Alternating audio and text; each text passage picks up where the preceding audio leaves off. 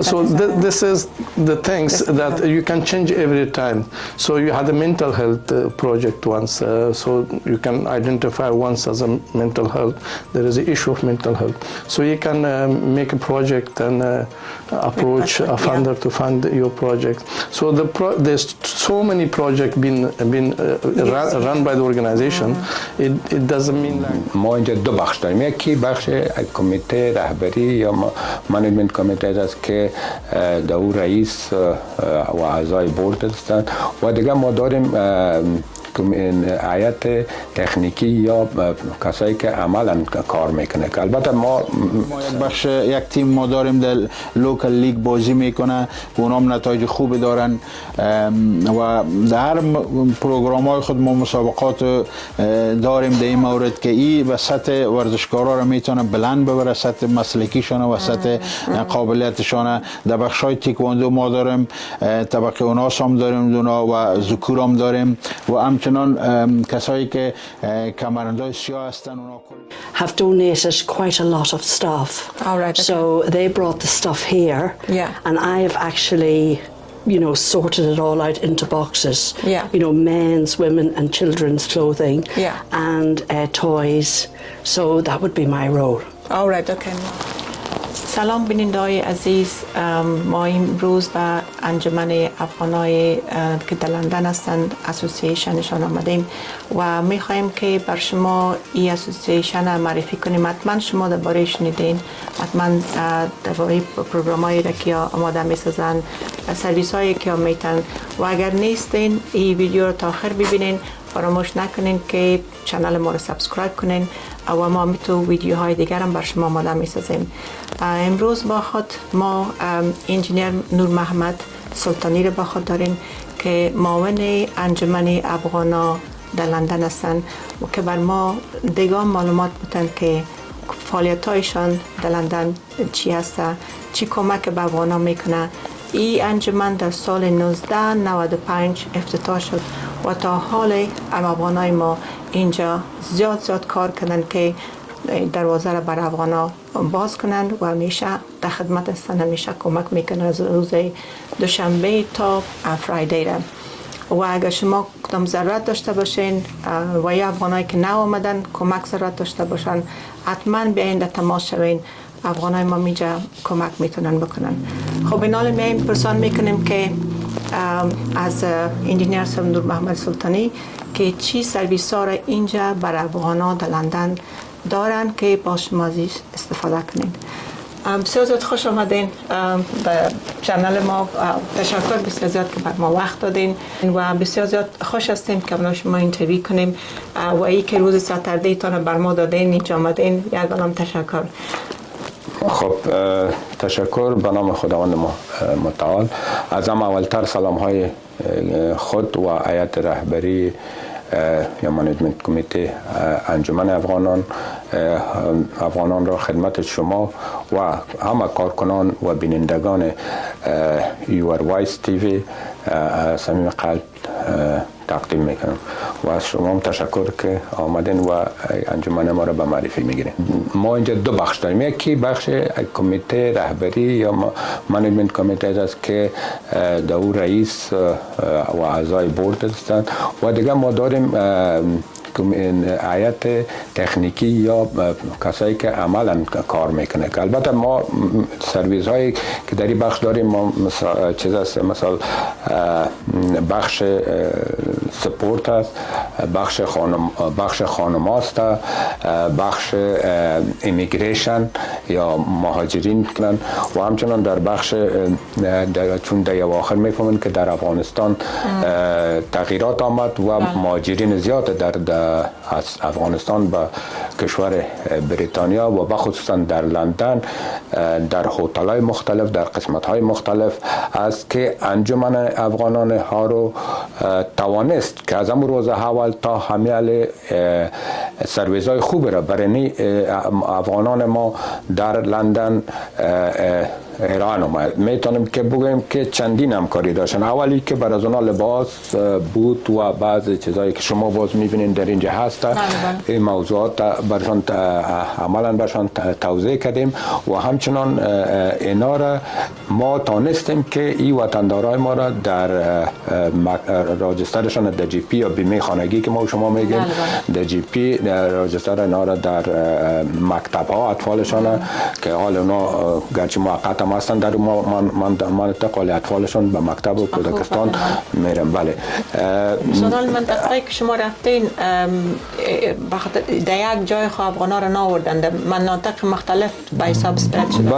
بله مثلا در طرف این دبلیونان که مثلا 19 که واتفورد است یا بوشی در اون قسمت، در خود سنترال لندن، در ایست لندن، در مرکز لندن و در قسمت کامدن که شما بلد هستین.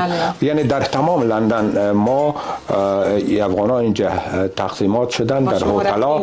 ما زیادتر از اینا چون زیاد دیگه هتلام زیاده، ما انجمن افغانان رو توانست که زیادتر از اینا کور کنه و بر از اینا که در چندین بخش خود ما شخصا با استاد غفور نبی و دیگه دوستای با موتورا را اموال بردیم و توضیح کردیم که اونا واقعا خوشن. برای وضو میشه که ما در قسمت بگویم که خصوصا ما مربوط هاروستیم، هارو کنسل دربار و هارو که یعنی در منطقه هارو کسایی که امی مردمایی که نو میاین در اینجا خانه میگیرن. ما در قسمت از اینا با کاتزنا همکاری های بسیار مثمر داشتیم.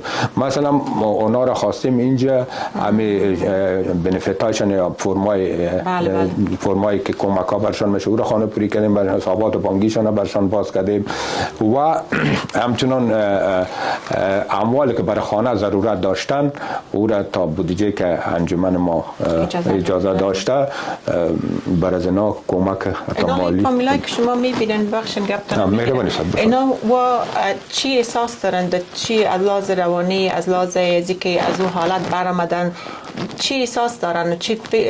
چی بر شما چی میگن که خوش هستن آمدن، نیستن آمدن؟ بعضی کسا رو که ما میشنویم میگن که بهتر بود پیش از اینکه مثلی دولت چینج شد. چی میگن به حساب جنرالی اعتراض که البته امیر رقم که انسان ها مختلف از رنگ پوست انسان ها موی و امیر رقم در وطن ما هم ایده و مفکورهای مختلف وجود داره. زیادتر اینا که آمدن چون وقت جنگ بود و مردم نمیفهمید که چی حالت در افغانستان رخ میده و یا نه ترس و ایراس زیاد داشتن به خاطر اون شما حاجت ما بگیم که چی رقم بچه حالت مرگ قبول کردن ولی خودت تانستن که تا اینجا برسانن. ولی فعلا بعضشان حتی امیگه شما فرمودین بعض نا گفتن که ما بهتر بودم وطن خود می بودیم، فامیلا دوری از فامیل است، از طفلایشان مانده.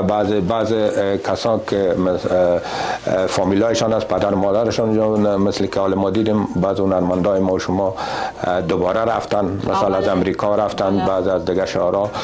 خب این مسائل پرابلمش عمومی را آدم نمیتونه که ولی چیزایی که ما شنیدیم من از یک انجمن میتونه که برای از طریق تلویزیون یو آر وایس تی وی برای آواز شما تلویزیون آواز شما برای بینندگان و دیگه مهاجرین و دیگه وطنداران خود بگویم که اینجا زندگی کردن اونقدر که شما فکر کردین همه چیز آسان نیست. اول خب با محیط از اینجا آشنا شدن، دوم لیسانس، سوم مشکلات طفلای شما باید در مکتب برای اینجا خود چیز نیست که مکتب برشان جای پیدا شود، اگه خانه پیدا میشه جای پیدا نه. این حال ما از نگاه روحی ما دیدیم که زیادتر افغانای ما در مجموع چون در 40 سال در افغانستان جنگ بوده تکالیف روحی زیاد دارن و ما کوشش میکنیم که برای اینمی را از این حالت بکشیم. خصوصا ما توانستیم انجمن افغانان آروم ما توانستیم که با بعض فامیلا را گرفتم، مثلا یک روز بردیمشان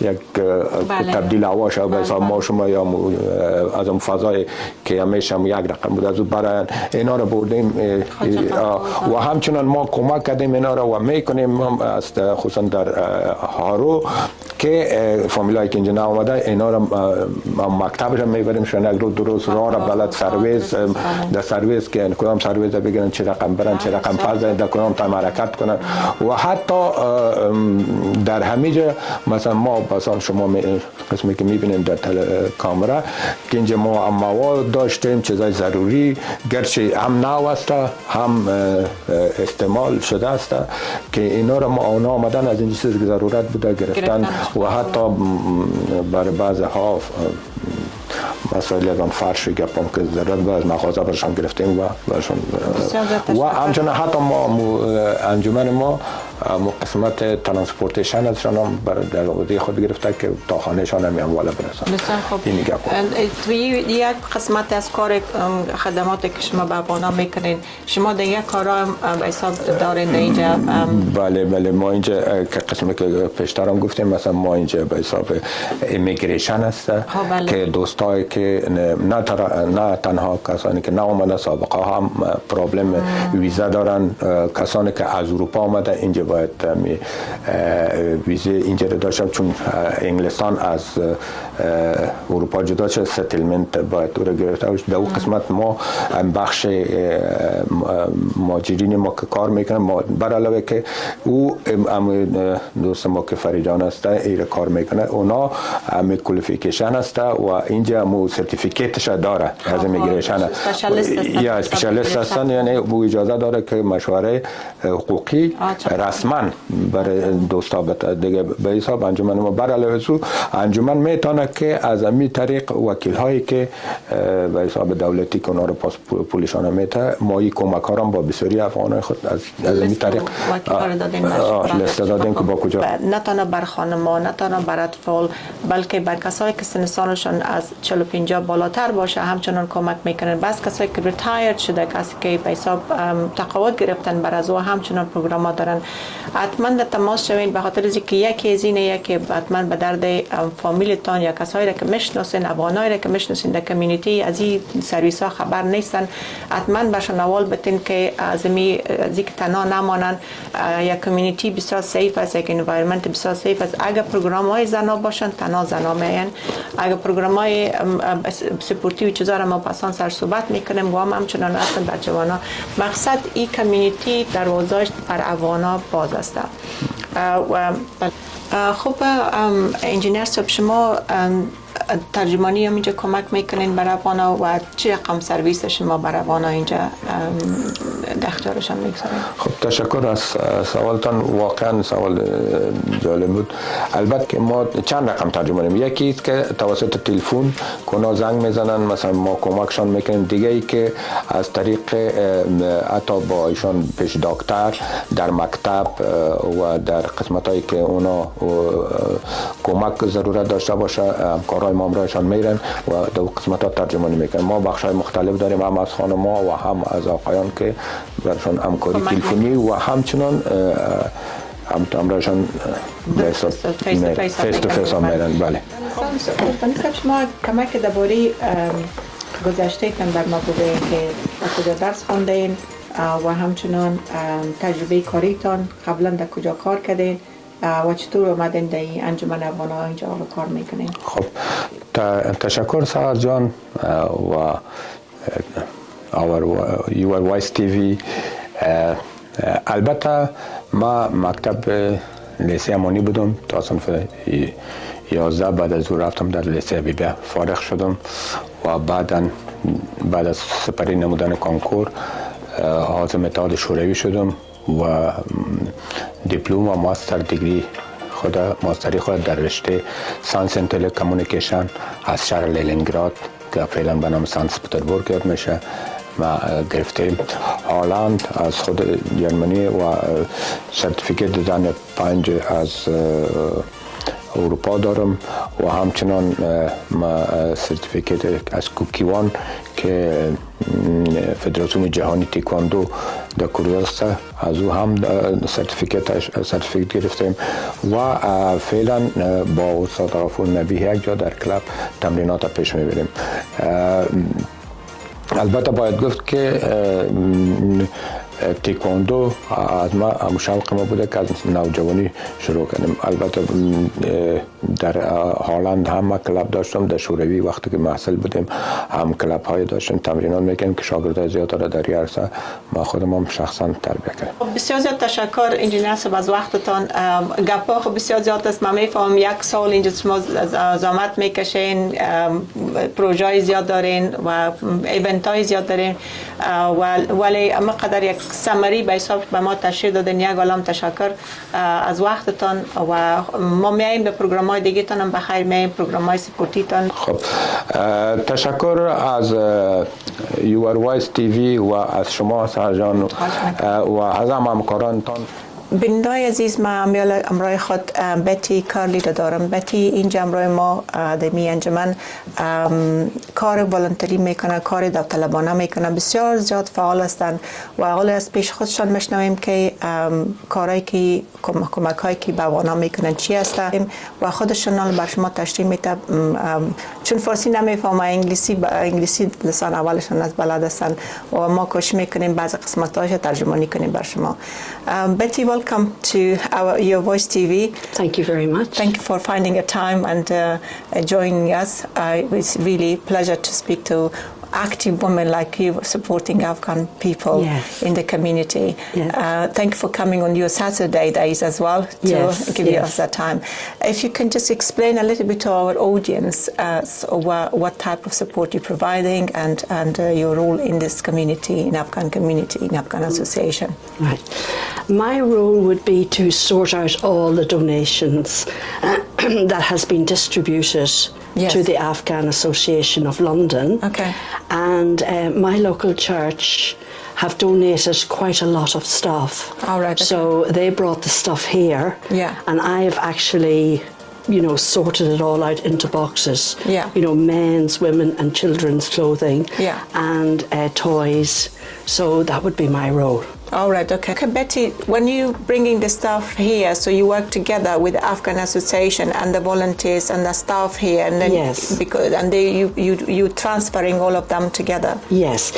What we would do is we would sort out all the donations here, and then I and the Afghan Association people who work here, we all go together and we take all the staff in a van down to the hotels and then we distribute it to all the people, all the newly Afghan arrivals. Yes, okay. So we're all working together as a team. Yes, of course, because your donation you get is you work together with the Afghan Association and staff here. They will tell you where to go. They tell me what to do, where to go, and what to do. So I do that. So like a network. Yes. We are a network. I help the Afghan Association of London and the people who work in it. Okay, great. Thank you so much. So what we will do is we will look at and see how some of the shoes are here, isn't it? Yes, this is the shoes. This is all the shoes here. Toiletries we usually leave over here. Okay. But I think most of them have gone now, have they? So I'll take you into the room and I will show you everything. So دوستان عزیز، ما حالا در اتاق میریم که در اونجا این خانم حالایی که به حساب از طرف کمیونیتی انگلستان از طریق چرچ برشان داده میشه اینجا میارن. باز از اینجا امرای افغانایی که اینجا کار میکنن مثل انجینر صاحب میرن یک جای به افغانایی که در هتل‌ها زندگی میکنن و آمدن براشون کمک میکنن.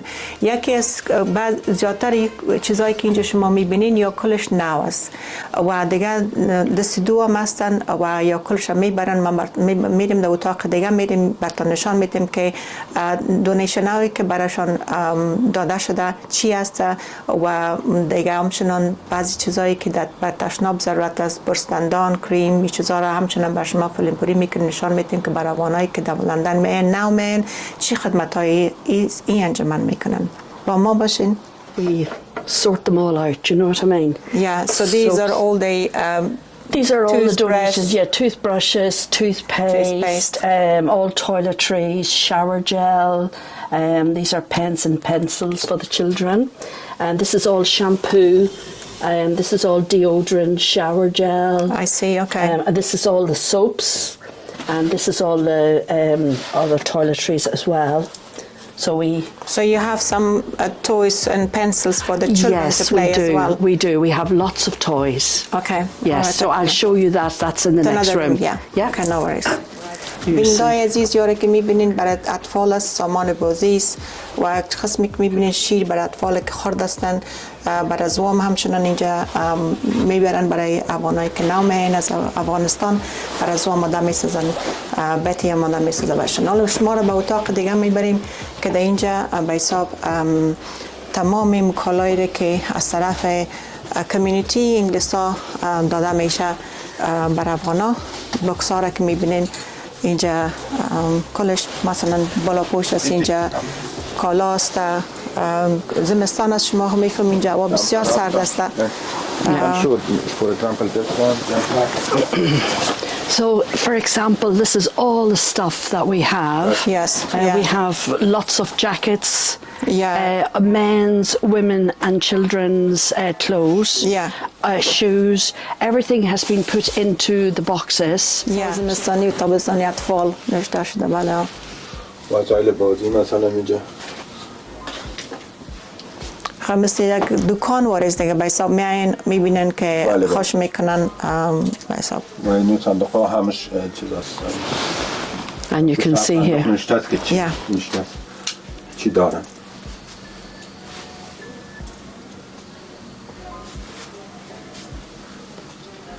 حتی ظروف هم هست، میتونید که ظروف زیادتر بودن. تلویزیون داشتیم، ما ظروف داشتیم دیگه شده. بله بسیار خوب. بله تشکر. And we have a long. دوستان عزیز، ممنون امروز استاد غفور نبی اینجا هستم که و مسئولیتشان در این انجمن افغانا سپورت چیرمن هستند و همچنان یوت کوردینیتور هستند. نالم پرسان میکنیم از استاد صاحب که فعالیت های جوانان اینجا چی است، چی سرویس ها را برای افغانا اینجا مهیا ساخته، کدام پروگرام های سپورتی دارن و باز زحمت میتیم که بر ما تشریح بدن. خب بسیار زیاد خوش آمدین به پروگرام ما روی وایس تیوی. بسیار زیاد تشکر از وقتتان که روز ساتردی اینجا آمدین و بر ما وقت دادین و در این باره انجمن بر ما معلومات میتین. یک کمک میخواستیم بپرسیم که سپورت که شما امرای جوانان اینجا کمک میکنین، چون بسیار زیاد مهمه جوانان در این وقت در یک گروپ یک جای برن که اکسرسایز کنن، به یک کمیونیتی ارتباط بگیرن و همچنان نتورکینگ هم بکنن در این زمان. اگر کمک معلومات بدین خوشخواد شده. تشکر از شما از وایس تیوی که زحمت کشیدین. ما باید شما تشکری کنیم و صدای ما را برای هموطنان عزیز میرسانین و برای جوانان نازنین ما میرسانین که اونا واقعا آینده ساز یک جامعه هستند و کمک کننده تمام مردم ما شما هستند. خب ما در بخش‌های مختلف اینجا چیز داریم، فعالیت ها داریم که در بخش‌های فوتبال است، والیبال است، تکواندو است، شطرنج است، سافت اتلتیک یا اتلتیک خفیفه میگن، این فعالیت داریم که در مجموع تمام بخش‌های ما کادرهای مسلکی و کادرهای خوبی داریم. در بخش فوتبال ما همه ساله کپ نوروز یا سال نو ما میگیریم، یک تورنمنت میگیریم که در این تورنمنت 10 تا 15 تیم اشتراک میکنه و همه ساله ما ایره ادامه میتیم و در پالوی از ما کوشش کردیم که در کادرسازی برای افغانای ما که کوالیفیکیشن بگیرن یا به اصطلاح لقب استادی را بگیرن که اینا مسلکی درس داده بتانه، نه تنها افغانا را خارجا را هم درس داده بتانه در مکاتب و جای مختلف که ما در بخش سپورت تانستیم تا یک 5 نفر که لیول 1 کوچینگ بگیرن اونا را فارغ بسازیم و همچنان در بخش رفری در نظر داریم تقریبا 5 رفری داریم که ما از افغانای ماست که دیگه افغانا را کمک بکنه و همینطور در دیگه بخش‌های مختلف. در بخش‌های فوتبال مثلا ما 10 تا 12 تیمی داریم که اونا همیشه راجستر است پیش ما و در مسابقات اشتراک میکنن. یک تیم داریم که اونا تیمایی است که میرن در لیگ لوکال لیگ یا میدل سکس لیگ هستن که اونا مثلا مطابق دیگه تیم‌ها پیش میرن که نتایج خوب دارن و تیم‌های مختلف دیگه داریم که اینجا مثلا ما یک پروگرام چند قبل به ارتباط فوتبال امرای زیر سن 18 کسایی که هستن امرای فوتبال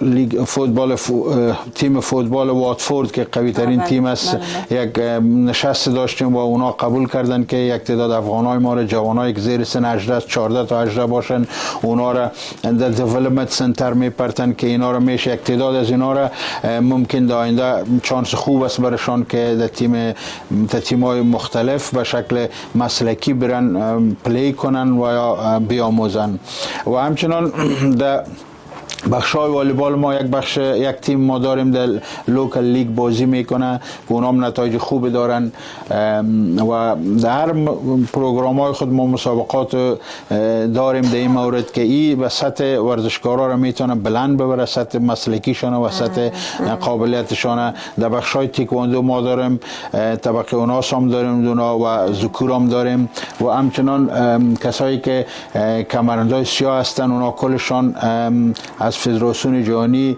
یا به اصطلاح کوالیفیکیشن جهانی دارن که درجه کمربند دارن و ما در این بخش تیچر ترینینگ هایی داریم که در نمایشات و مسابقاتی که تا حال قبل از کرونا تدبیر شده بوده ما اشتراک کردیم و همچنان شطرنج مسابقات شطرنج داشتیم که ما مسابقات خوبی داشتیم و 3 نفر از اعضای برجسته تیم ما که نبی پایا و حبیب است و حبیب ایدری و قادری حبیب قادری و کس دیگه به نام احسان اونا در تیم چیز هستن تیم بریتیش اسوسییشن در هرو ممبر شدن و خوب نتایج گرفتن و همینطور در بخشای مختلف دیگه ما فعالیت داریم و ضمن ما مکتب داریم، یک صنف داریم برای ریاضی و انگلیسی برای کسایی که طفلایی که چون فامیلا را نمیتونن طفلا را بسیاری فامیلا کمک کنن، اونا نیاز دارن کار خانگی خود بکنن در مکتب و ریاضی و انگلیسی زیاد کمک نیاز دارن. همینطور یک صنفا داریم ما. این تاریخ هایی که به حساب میگین کمک های لسانه کدام روز است؟ مثلا روزای ساتردی است، ساندی است یا روزای ساتردی است کمک های لسان برای که دیگه روزا طفلا مکتب میرن و روزای ساتردی ما صنفا رو داریم. و اینا مسئله تکواندو ایام تو هفتگی شما به خاطر ترینینگ دروازه باز است برایشان که برن پرکتیس کنن یا ای که بله ما روزای ویکند داریم معمولا چون طفلا ویکند از مکتب رخصت می باشه روزای شنبه و یک شنبه دیم روزا پروگرام میتونن برین میتونن شما تماس بگیرین امرای انجمن برتان حتما میگه کدام روز است که بیاین اگر تکواندو میخواین طفلایتان بیاین یا عضو فامیلتان میخواد که اشتراک کنه.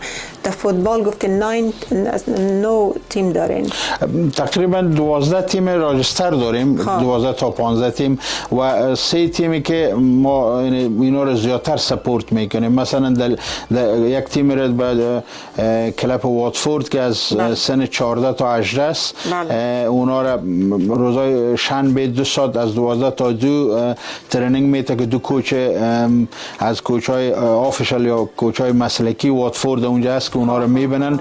هر کسی که باز خوب بود برای 1 سال زیر ترینینگ میگیرشون، اگر خوب بود هر کس را اونا رو باز ارتقا میتن در بخشای مختلف خود اونا پروگرام از اونا رو داره.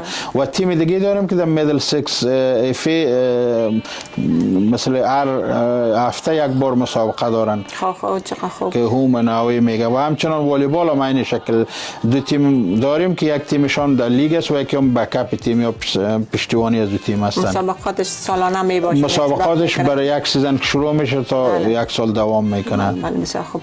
و در قسمت چس گفتین به حساب شطرنج و مسابقات خود دارن اشتراک میکنن؟ بله مسابقات شطرنج ما است که 2 گروه است، یک گروه جواناست و یکی کهنسالا هستند که در جوانان مسابقات یک بار 2 بار خود ما تدبیر میکنیم. باز بعض وقتا اینجا در منطقه هرو چیز اسوسییشن است که کلاب هست که اونا تدویر میکنه و این ورزشکارا ما اونجا اشتراک میکنه که مثلا تا حالا تانستیم 3 نفر ما منبر از اوشه وقتی که نتایج خوب بگیرن باز اونا انتخاب میشن در تیم که در تیم هر 3 نفر ما داریم برای فعلا. خوب این دستاورد بسیار خوب است برای جوانان. ما همچنان تشویق میشن وقتی که میبینن پروسس پیش میرن در دیگه لول میتونن پیش برن.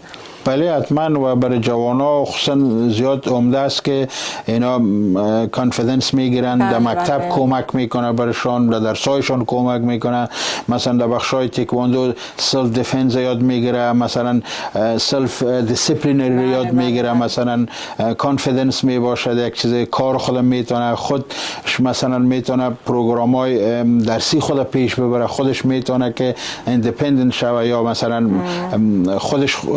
خودش باشه و بسیار کمک میکنه دیسیپلین بسیار قوی کار داره و اونا بر زندگیشان هم بسیار به درد میخوره و چیزایی است که برای طفلان نیاز است.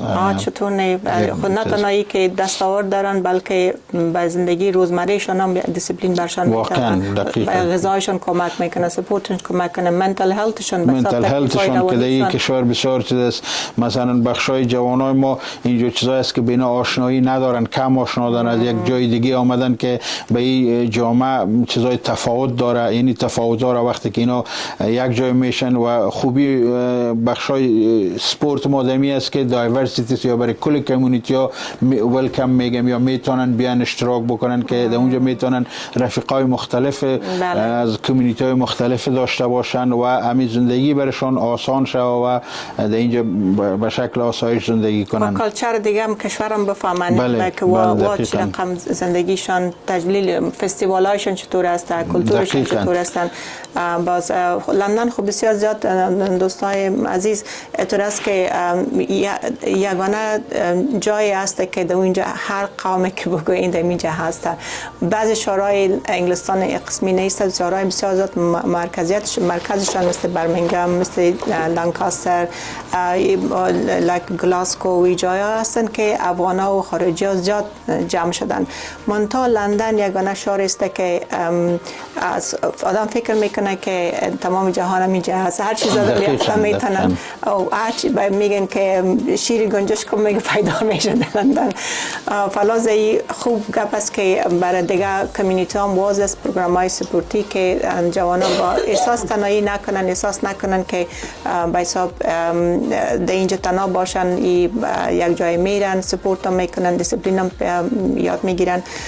بسیار زیاد تشکر از قسمت لسانهای افغان پشتو یا دری شما گفتین اینجا پروگرام همچنان پروگرام هم داریم بله به خاطر این مسائل کرونا و این گپا فعلا تعطیل است برای لسانهای پشتو و دری ریاضی و انگلیسی دمی بخش ما صنفای داریم که اونا روزای شنبه است و روزای شنبه ما او را پیش میبریم بله خب درست است بله به حساب در اینجا می باشه یا مخصوص یعنی در مکتب های سکول همین نزدیک ما بله اونجا باز میریم اونجا باید صنفای ما اونجا هستن بله خب محترم شما کمک درباره گذشته تان بر ما بگوین ما دیدم اکثر دیدم که بسیار زیاد به حساب اکتیو بودین سپورت میکردین چطور آمدین به افغانان کمک میکنین چی انگیزه بایشون گفتین که به زمینه را به افغانان مساعد میکنین به افغانان به جوانان و از تجربه کاری قبلیتون به ما یک کمک معلومات بدین خوشخواد شدیم. تشکر از سوال شما ما رو دیگه به یاد جوانایی انداختین. ما بسیار سالهای قبل تکواندو رو شروع کردم وقتی که متعلم مکتب بودم سپورت تکواندو وقتا نو بودن در افغانستان و اونجا ما بعد از کمرهندسی ها را گرفتیم پیش اکبر ایدری استاد اکبر ایدری که از جمله استادایی بودن که اصلا تکواندو که در افغانستان آمده توسط یک امریکایی به نام فیلد هم که اونا در پوانتون یا یونیورسیتی درس میدادن بعد از او یک تعداد شاگردای که پیش از اونا کار میکردن اولین کسایی بودن که اونا کلپ‌ها رو جور کردن و بعد از او از جمله از اونا یک استاد اکبر ایدری بوده که ما پیش از او شروع کردم تکواندو را و تکواندو را وقتی که ما بعد از مثلا مدت 4 سال 5 ساله که پیش از اونا کار کردیم بعد از او مثلا خود ما تانستیم که کوالیفیکیشن بگیریم یا صنف جور کنیم که اولین صنف خود در منطقه خیرخانه کابل ایجاد کردیم که تعداد زیاد جوانان در مصروف شدن و بعد از او همینطور دوام کرده و ما خودم هم در بخش المپیک کار میکردم در پالی ورزش تکواندو که دیگه ورزش ها را ما میتونستیم کمک بکنیم ورزش های مختلف ما تدویر مسابقاتش میکردیم به شکل مسلکی بعد از در سالهای اخیر 1991 و 92 تکواندو راجستر شد به تکواندوی جهانی که یک کس به نام ماستر وان یا ماستر وان تکواندو راجستر در چیز المپیک شامل شد که در سیدنی مسابقات المپیک بده برای اولین دفعه تکواندو رفتن در بخش المپیک و وقتی که من اینجا آمدم من در سال 1999 وقتی که به یوکی آمدم من اولین کلاب تکواندو رو اونجا ساختم که ما تقریبا 20 نفر کماندای سیاه داشتیم که اونا کلشان کوالیفیکیشن جهانی داشتن و کوالیفیکیشن های از اونا یک یونیورسیتی است به نام یونیورسیتی کوکیوان که در کره جنوبی است هر کسی که در المپیک میره یا درجات بلند میرن باید ممبر از او باشن که ما ممبر از او هستیم و همچنان ما اگزامینر هستم خودم که در بریتیش تکواندو که میتونم امتحانات بسط تیچر ترینینگ بگیرم و کسایی که تیچر ترینینگ هم میکنن داریم یک تعداد کسایی هستن که تیچر ترینینگ میکنن پیش ما و میتونن ما سرتیفیکتی که ایشو میکنیم یا توزیع میکنیم برای جوانا و برای تمام نه تنها برای افغان و برای کلگی مکتبای ما و کلابای ما راجستر است مثل مکتب یا کالج واره که ما میتونیم سرتیفیکت به نام خودم از جهانی ایشو کنم. بسیار زیاد تشکر از اینکه بر ما معلومات دادین. بینندگان عزیز شما دیدین که کسایی که در افغان اسوسییشن کار میکنن اسپشیالیست هستن به حساب سرتیفیکت هایی که میتونن یا رسمی رجستر هستن میتونن که اینجا پرکتیس کنن به حساب اگر میخواین که سرتیفیکت درجه اول کوچینگ بگیرن میتونن آقای غفوری اینجا به حساب رجستر هستن و کارایشون در اینجا رسمی است. خب بسیار زیاد تشکر از وقتتان که بر ما دادین تشریح دادین بر ما. تشکر از شما تشکر از اینکه زحمت کشیدین وقت گذاشتین تشکر از زحمت های شما لطف کردین بسیار زیاد تشکر. Hello dear audience, we have Mr. Karim Shirin with us and he is a director of Afghan Association of London which is based in Harrow. We have a couple of questions to ask and we just want to welcome Mr. Karimi. Welcome to Your Voice TV and thank you for your time giving to us to explain a little bit about the Afghan Association of London. We have interviewed your friends and colleagues before just in Farsi. I thought it would be good to speak in English a little bit so some people might be not understanding the language very well. So thank you so much for your time. So my first question is that how many people in they using this Afghan Association and they benefiting from the services you provided throughout the year?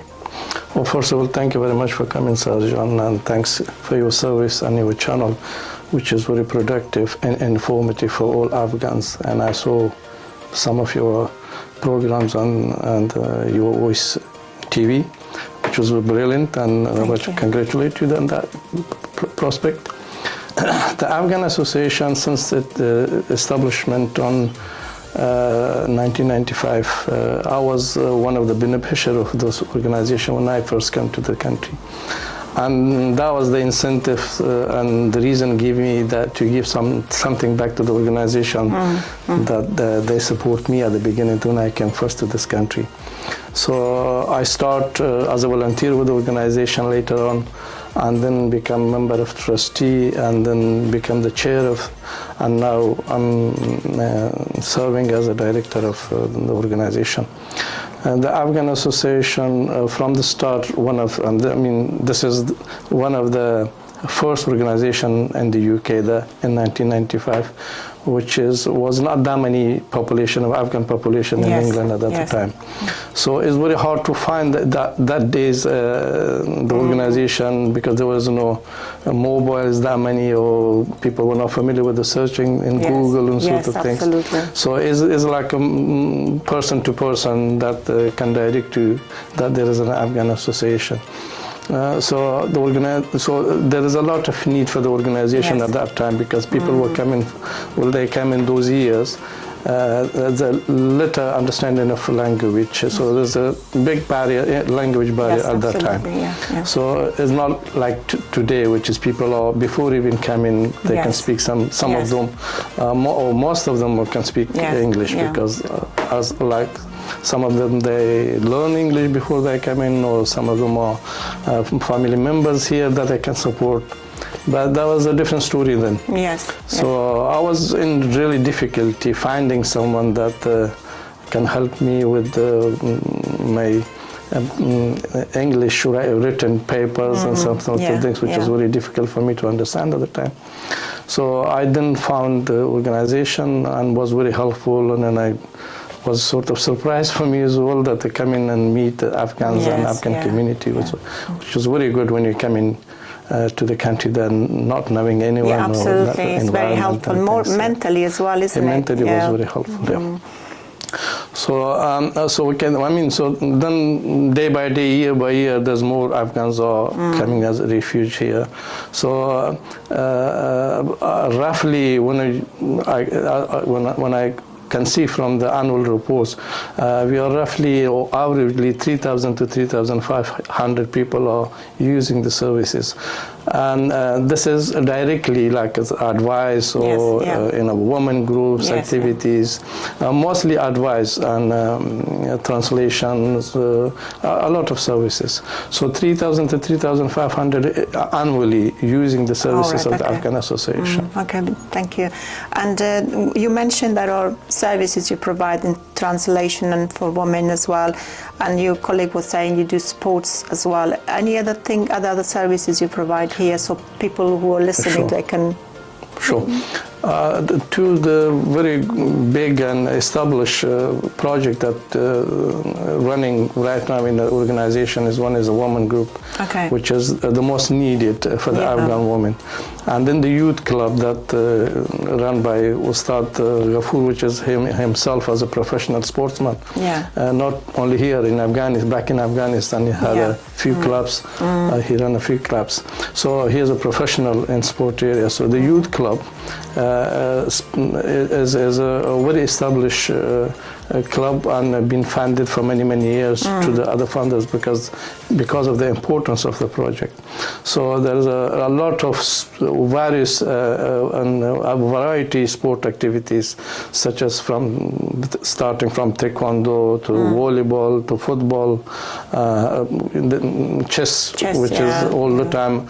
And now he just had a meeting yesterday with a few cricket clubs to come and join the Afghan Association and being supported by the organization.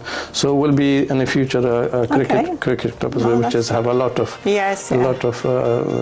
people like that. The sport recently become very popular nowadays, isn't it? That's right.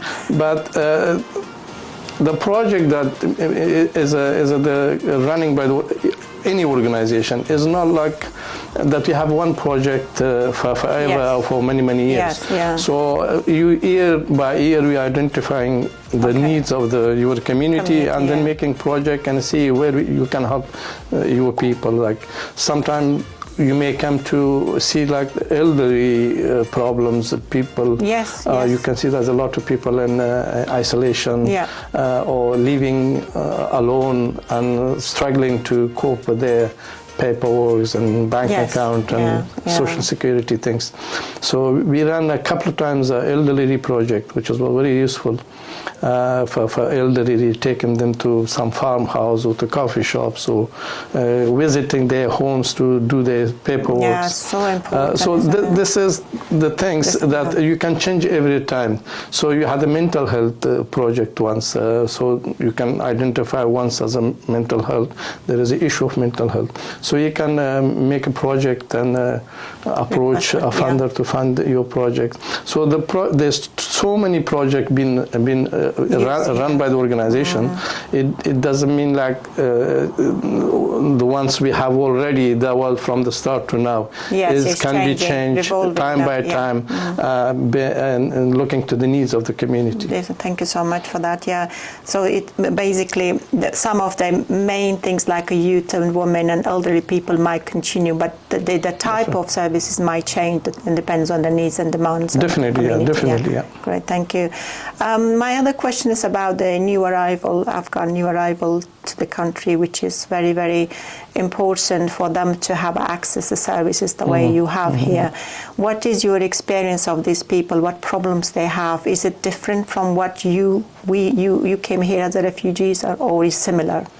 Well, I'm grateful to ask this question because it's very important for our community work and for our nature of being as Afghan back to help and support these Afghans. I was personally involved with the new arrival since 15th of August when the first family came to this country.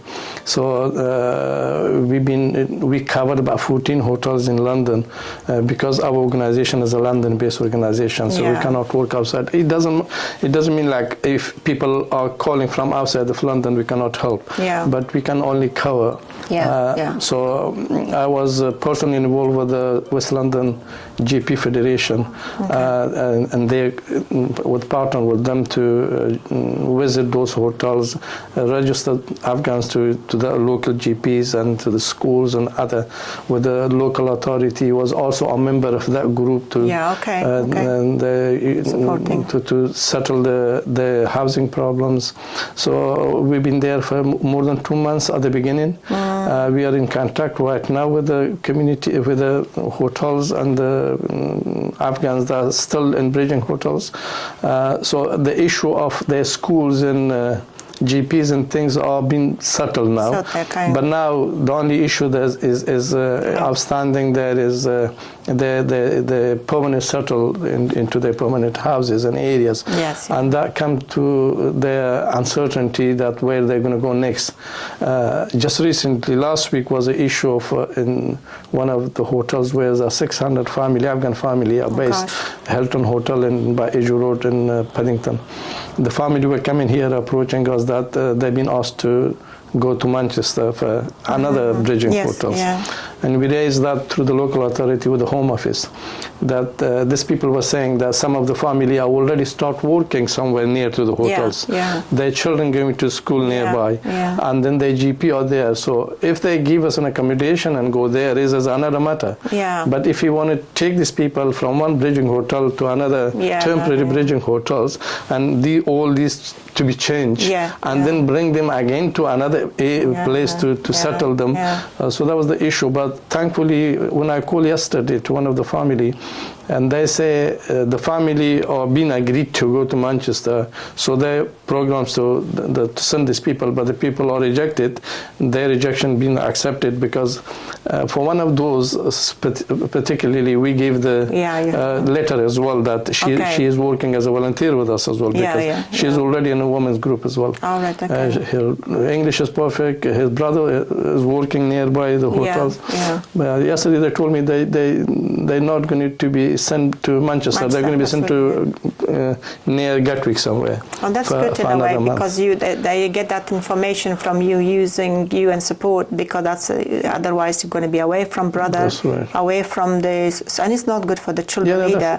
Moving them and all to the be time. precise with the numbers, in 14 hotels that we've been visiting, the hotels, there was 3,000, a bit more than 3,800 people, Afghans in London-based hotels.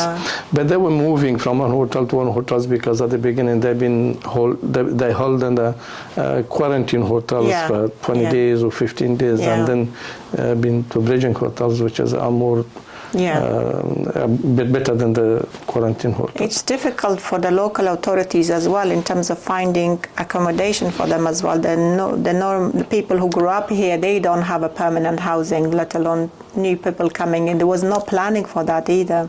I mean, there is a lot of issues, to be honest, involved. Not only the local authorities, because in some issues the local authority are ready, but the home office chaos is there because the paperwork is a problem. Some of the family were not well informed, and they left the hotels before they've been asked to leave. So they're struggling now finding accommodation, which is difficult for them because they have to be approved by the Home Office and then the universal credit, and then they can be entitled to have a housing benefit. So we have about 8 families right now here in this borough that visiting and have a problem. So we're struggling to find a way and get them a housing benefit, because the local authority cannot do anything before the Home Office approve their papers. And the Home Office, and in terms of the housing, I know there is a problem with the properties these days. Very hard to find empty properties. But at least because we are in updating meeting every Monday with the local authorities. Every Monday we have a meeting. Oh, I see. Not only with the local authority, with the housing citizen advice bureau, with the plus housing associations. So a lot of organization involved within the resettlement scheme. We have a meeting every Monday. Yeah. Thank you so much for that. So, I mean, you answered one of my other questions, which was related to whether the children are at school or not. So the health, all of them, you already answered that. One of the things I wanted to ask was about the mother tongue language courses. So do you run that regularly here as well? Unfortunately, the school was stopped before the coronavirus pandemic. Then we started back in small groups, but still every time, every month, the coronavirus situation was changed again. So many lockdowns, so many time the information coming or staying at home. So we stopped that altogether. At least now, and you can see the books that all these books I brought from Afghanistan, from the Ministry of Education. Did you? Myself, wow. Okay.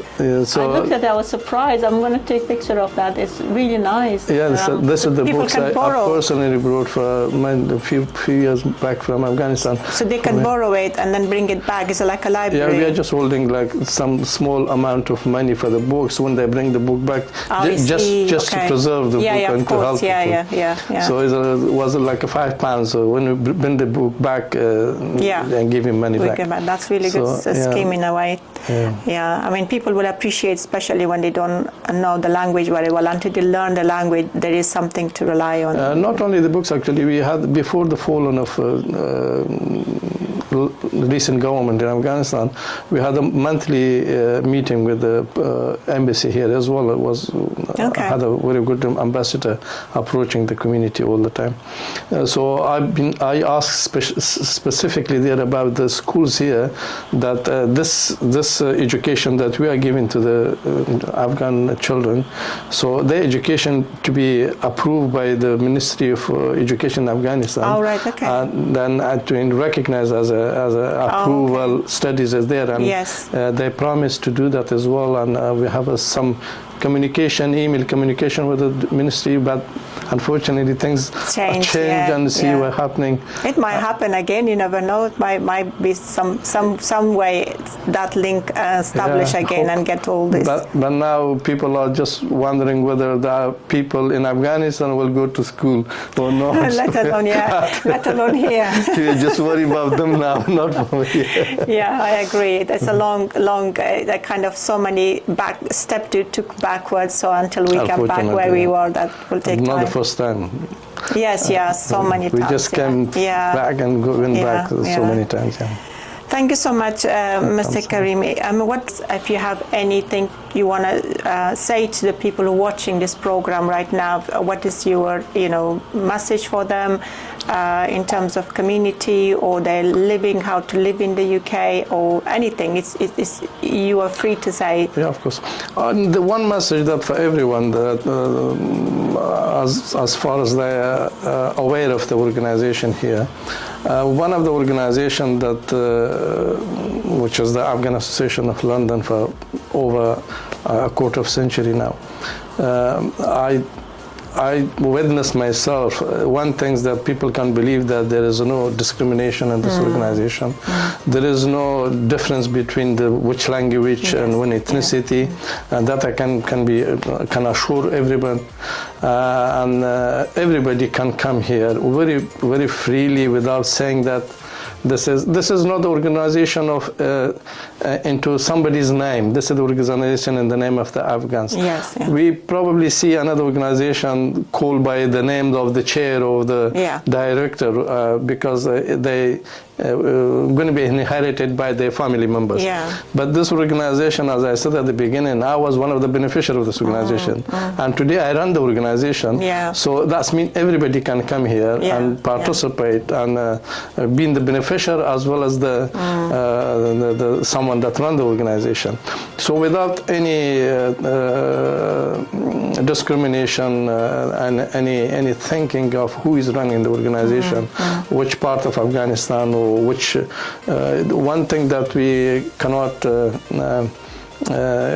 can expect by the members are here that talk about any political issues or religious issues.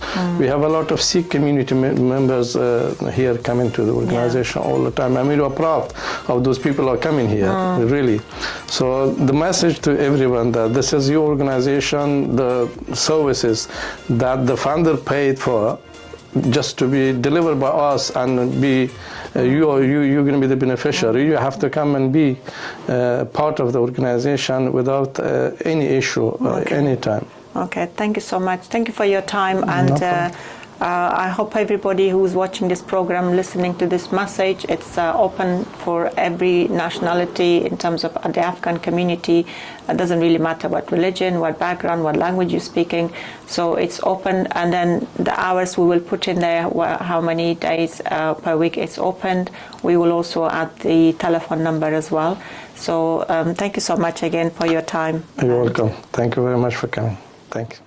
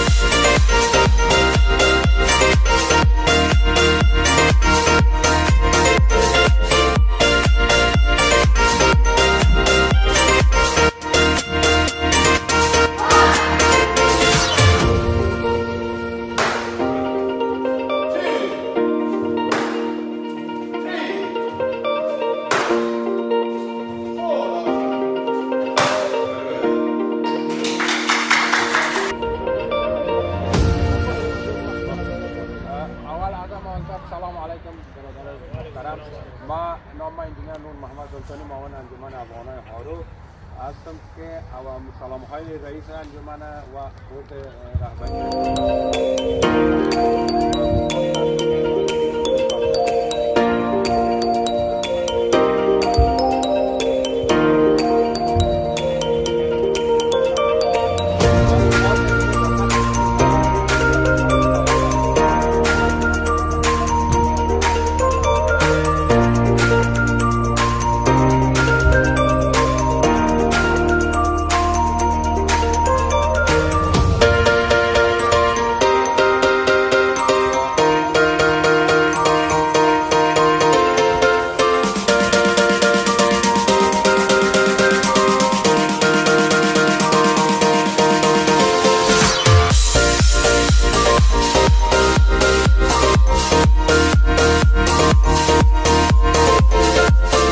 آخر از دوستا که این برنامه را دیده و کلیپ های قبلی را هم دیده، اگر تا هنوز یور ویس تیوی نمبر 1 در یوتیوب سابسکرایب نکرده لطفا سابسکرایب و لایک بکنین.